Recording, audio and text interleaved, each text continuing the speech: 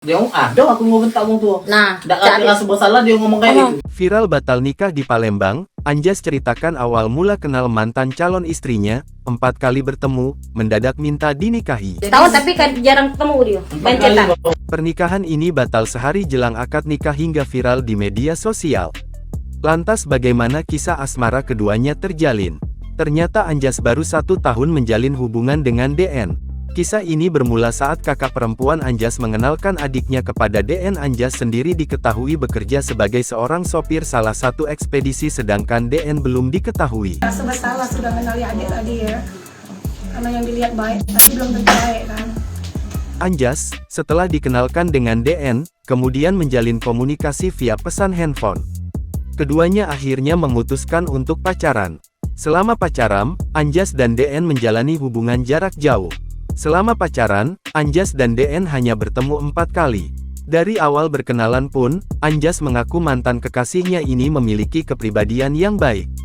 Bahkan, ia kagum dengan mantan kekasihnya karena memiliki kebiasaan religius. Dia awal-awalnya sholatnya bagus, kata ayu aku tuh kan. Anjar baru 4 kali bertemu, ia mengetahui kebiasaan baik dari DN ini berdasarkan informasi yang diberikan kakak perempuannya. Namun, kebaikannya itu rupanya hanya dirasakan Anjas lewat komunikasi via telepon saja. Awal ketemu katanya baik, katanya. Cuman baiknya dari HP sih. Dari HP. Lah sudah ketemunya. Sudah ketemu nyatanya beda. Iya, Beda. Anjas mengaku mantan kekasihnya itu sangat berbeda ketika bertemu langsung dengannya. Lambat laun sejak berkenalan cukup lama dengan mantan calon mempelai wanitanya ini, orang-orang sekitar justru menilai Anjas banyak perubahan menjadi sosok yang pendiam.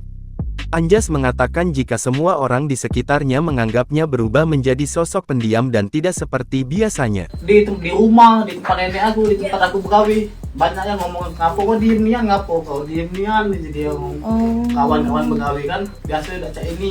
Padahal selama menjalin hubungan, Anjas mengaku sering membanggakan sosok mantan tunangannya itu kepada keluarganya. Tapi kita tidak tahu kalau keluarga aku dia ngomongin dia aku bagusin lah kayak itu. Oke, saking pengennya itu ya waktu itu ya kan. Tak hanya itu saja, wanita tersebut diketahui minta agar segera dinikahi oleh sang pria. Sebab ia mengaku jika dirinya akan dilamar oleh 2 calon lainnya apabila tidak didulukan yakni oleh seorang tentara dan kepala desa. Sebelumnya ada yang Ngelamar dia. Yola Kades. Yola Kades dengan tamu tentara jadi yang satu cepat dia dapat. Tidak ingin kehilangan kekasihnya itu, ia pun melamar wanita tersebut. Walaupun saat itu belum tahu sifat asli sang kekasih. Sang wanita mengajukan syarat kepada Anjas jika ingin menikahinya.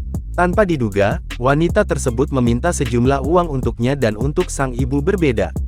Serta mengatakan ingin seserahan lain sebagai pemberian dari pihak lelaki kepada perempuan. Diketahui pernikahan yang harusnya digelar pada tanggal 18 Desember tahun 2002 lalu berujung batal pada tanggal 17 Desember tahun 2022 malam. Sang wanita itu pun disebut tak memiliki rasa penyesalan setelah dibatalkan pernikahannya. Ia bahkan membenarkan ketika ditanya kepala desa soal membentak orang tua dari Anjas. Dia ngomong, aduh aku mau bentak ngomong tuh. Nah, Nggak ngerti rasa bersalah dia ngomong kayak gitu. aku minta maaf Sojo teh. Tidak ngerti. Nangis juga Tidak ngerti cuman ada tak pembentak itu ibunya. Aduh. Bukan tanpa sebab, sang pria merasa tak terima karena keluarganya merasa sedih setelah calon mempelai wanita marah karena uang kurang sejumlah 700.000.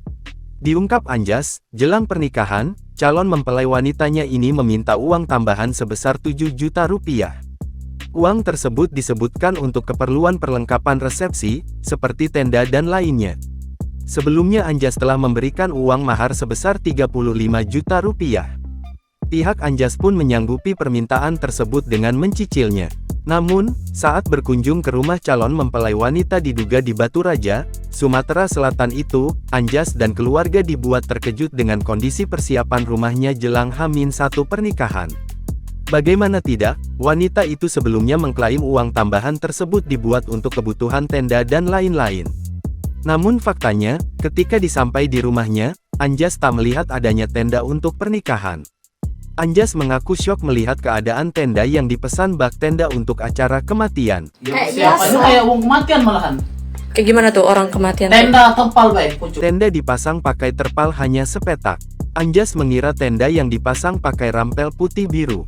Lebih dari itu, bibinya yang pada saat kejadian tersebut ikut hadir merasakan juga bahwa pada saat di sana seperti tidak disiapkan semaksimal mungkin. Selain itu, Anjas mengaku tak terima dan sakit hati melihat perlakuan mantan tunangannya itu terhadap ibunya. Pasalnya, wanita tersebut sempat mengancam hingga menunjuk sang ibunda tidak sopan.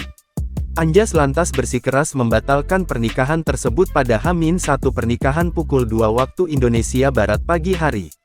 Terkuak ternyata wanita batal menikah dengan Anjas, pria asal Palembang, Sumatera Selatan telah gagal menikah 4 kali. Diakui warga sekitar bahwa DN batal menikah dengan salah satunya warga desa Surau Kecamatan Muara Jaya, Kabupaten Ogan Komering Ulu. Sementara yang terakhir DN batal menikah dengan Anjas karena kurangnya uang Rp700.000. Jangan lupa subscribe, share, komen, dan like ya.